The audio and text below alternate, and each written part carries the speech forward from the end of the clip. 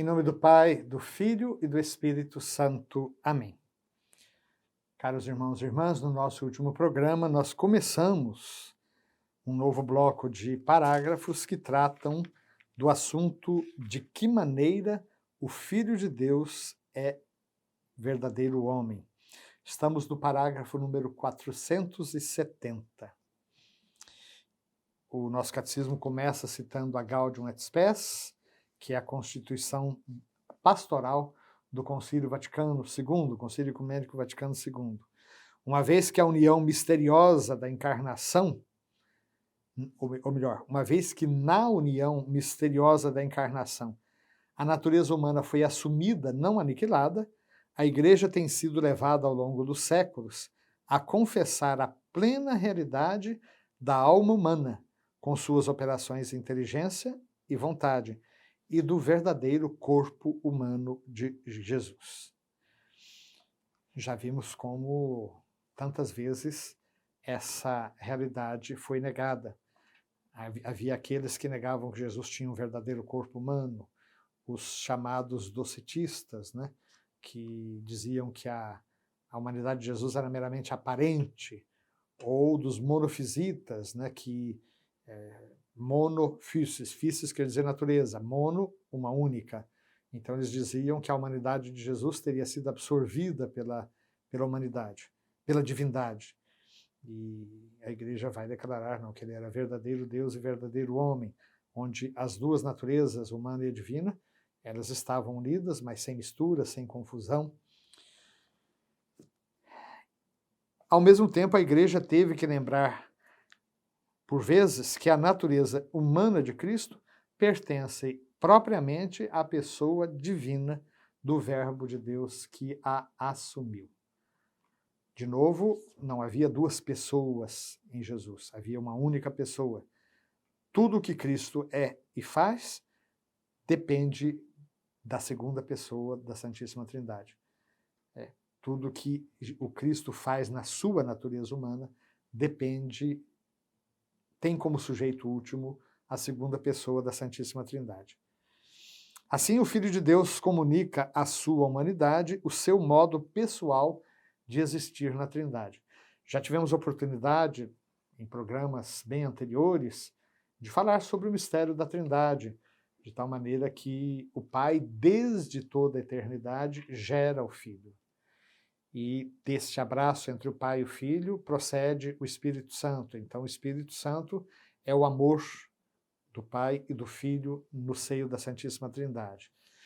Então esse modo de ser do Filho, que procede do Pai, que é gerado pelo Pai desde todos os séculos, esse mesmo modo de ser, o Filho de Deus, ele de certa maneira comunica a sua humanidade.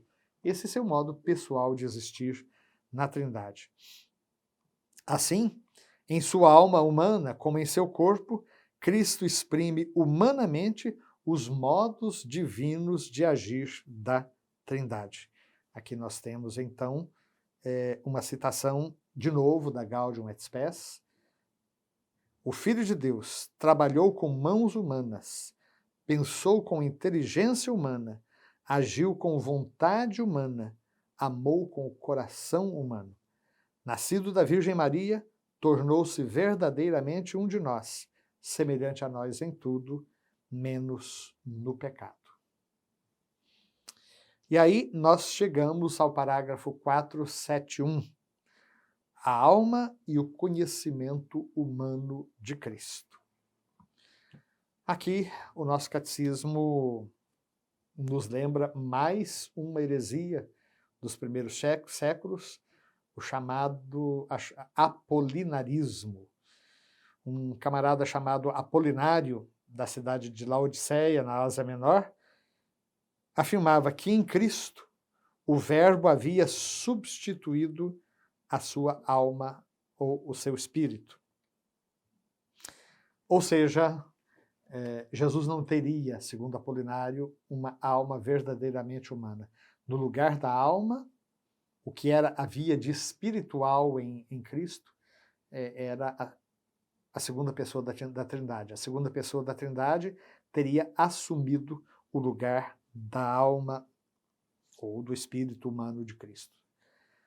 A Igreja vai se pronunciar também contra este erro e, por exemplo, o Papa Damaso vai se opor diretamente a esse erro, dizendo que o Filho assumiu também uma alma racional humana.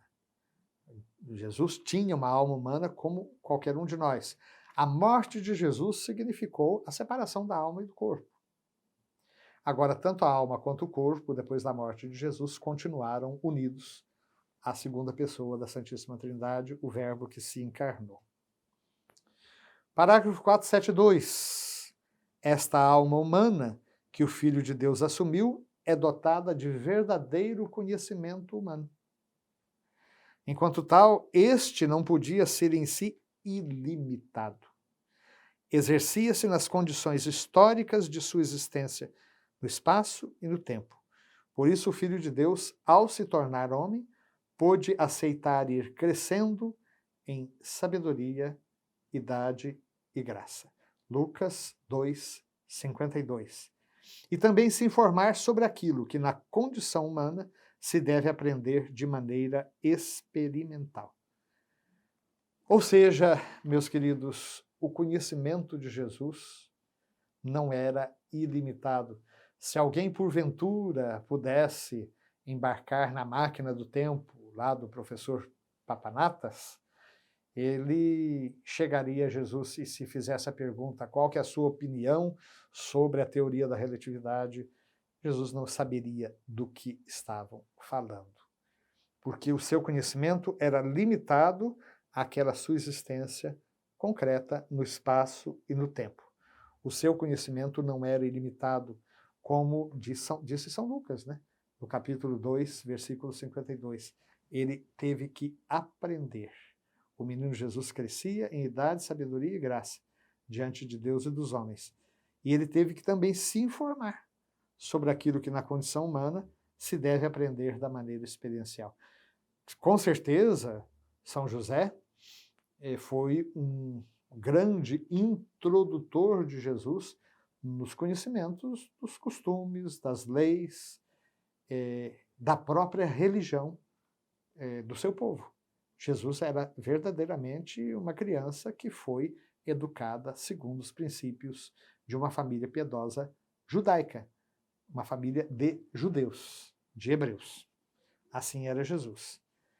Isso correspondia à realidade de seu rebaixamento voluntário à condição de servo, de escravo. Cartas Filipenses, no capítulo 2, fala justamente isso. Ele era de condição divina, não se apegou ociosamente ao seu ser igual a Deus, mas se esvaziou, ele assumiu a condição de servo. Se fez semelhante a nós em tudo, menos no pecado. Me parece que isso é muito importante, porque muitas vezes a gente não consegue se imaginar, nós não conseguimos nos imaginar como imitadores de Cristo, justamente porque parece que ele já sabia tudo, que ele tinha todas as respostas para tudo que estava acontecendo. Não, ele teve que raciocinar, ele teve que fazer as suas escolhas, ele teve que dar passos na escuridão do seu abandono à vontade do Pai. Não era que ele caminhasse como se tivesse a visão beatífica, de tal maneira que não teria que sofrer, não teria que padecer.